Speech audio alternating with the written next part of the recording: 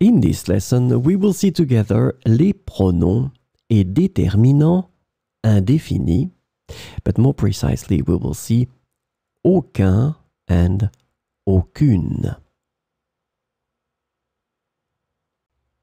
So the main question is, what are les pronoms et déterminants indéfinis? We use the indefinite pronouns and determiners when we don't want to be too precise.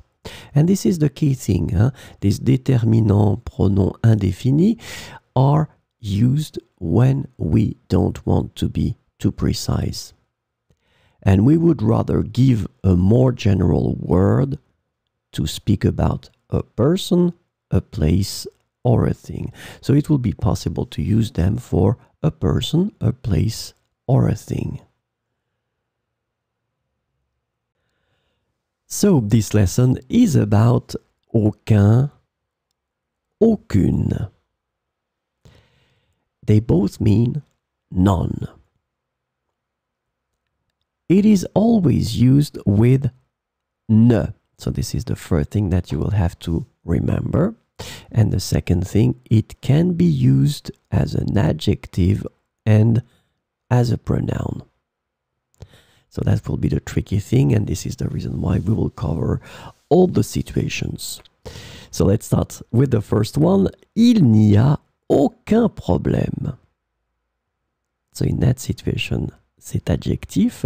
As you can see here, aucun is in the masculine singular because problème is masculine singular. Il n'y a aucun problème. So second situation as an adjective, elle n'en a aucune idée. Elle n'en a aucune idée. So in that situation, aucune is connected to idée. Idée is feminine singular, so we'll take the feminine singular version here. Aucune.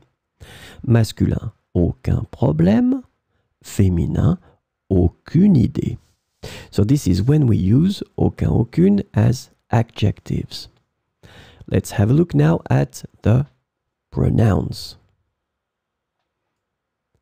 Je n'en veux aucun.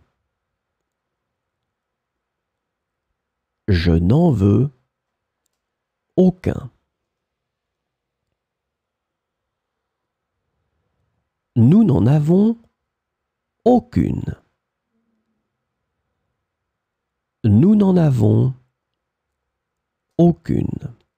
So you can see here that we use them as pronouns, but obviously because we're using them as pronouns, it means that previously you have been defining the words that they replace.